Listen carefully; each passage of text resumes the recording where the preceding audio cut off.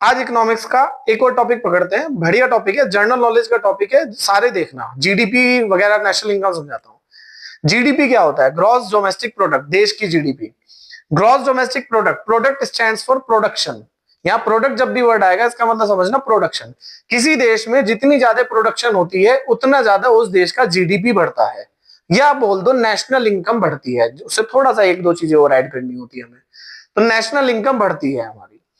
GDP दो तरीके से निकल सकती है हमारी, एक जीडीपी रियल या कांस्टेंट प्राइस पे, एक जीडीपी हमारी होती है करंट प्राइस पे या नॉमिनल जिसे बोलते हैं, या नेशनल इनकम वर्ड बोल दो। इंपॉर्टेंट टॉपिक है 12th के लिए भी, तो थोड़ा ध्यान से समझना। मान लो मेरी हमारे देश में प्रोडक्शन हमने करी है 50 यूनिट की और प्राइस हो रहा था 100 रुपए, तो मतलब मान लो हमारी 5,000 करोड़ या 5,000 की हमारी जीडीपी हुई।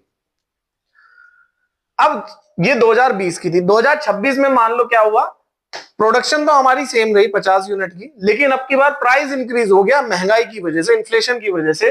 कितना हो गया हमारा प्राइस? 200। तो अब हमारी जीडीपी बढ़ गई 10,000। तो हम बोलेंगे कि देखो देखो हमारी तो जीडीपी इंक्रीज कर दी हमने, पर ये हमारी नॉमिनल जीडीपी इंक्रीज हुई है। ये बेनिफिशियल नहीं होती निकालनी, क्योंकि ये जो जीडीपी इंक्रीज हुई है ये सिर्फ और सिर्फ महंगाई की वजह से हुई है। तो बेनिफिशियल होती है तुम निकालो रियल जीडीपी। क्या निकालो? एक्चुअल जीडीपी या कांस्टेंट प्राइस पे। प्राइस तो रखो तुम बेस ईयर का, और बेस ईयर माना जाता है 2011 का ईयर, जो होता है हमारा कौन सा? 100 रुपए। कितना माना जाता है?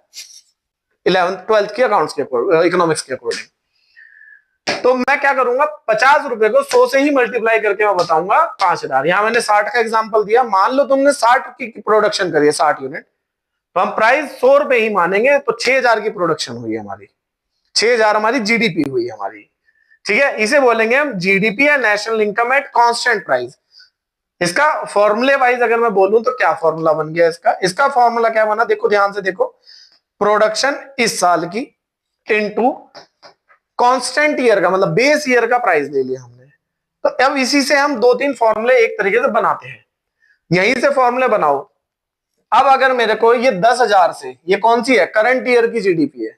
इस करंट ईयर की जीडीपी से मेरे को अगर क्या निकालना है, मेरे को कांस्टेंट ईयर की जीडीपी निकालनी है। तो कैसे निकालोगे? इसे तो हटा दो, इसे डिवाइड कर दो, ये तो नीचे चला जाएगा हमारा।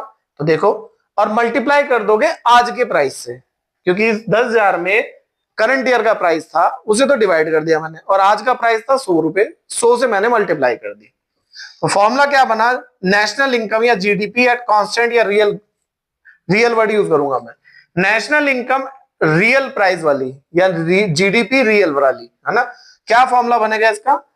जीडीपी एट नॉमिनल या नेशनल इनकम एट नॉमिनल, ये रहा करंट ईयर की, अपॉन करंट ईयर का प्राइस इंडेक्स, मतलब प्राइस जो करंट ईयर का था, और मल्टीप्लाई कर दी 100 से।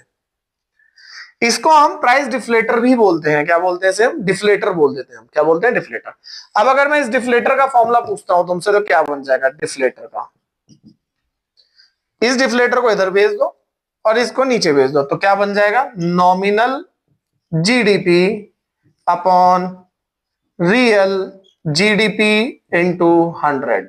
बहुत इजी है। क्वेश्चन अगर आ गया, जो कि आता है 3-3 नंबर में, बहुत बार आ जाता है, कभी एक्सप्लेन करने को difference between real and nominal GDP, और कभी ऐसे तो, और बहुत बेसिक टॉपिक था, पता भी होना चाहिए कि हमारे देश में जीडीपी क्या होती है क्या नहीं होती है। और ऐसे टॉपिक समझने के लिए कमेंट में मेरे को बताओ कौन कौन से टॉपिक तुम समझना चाहते हो।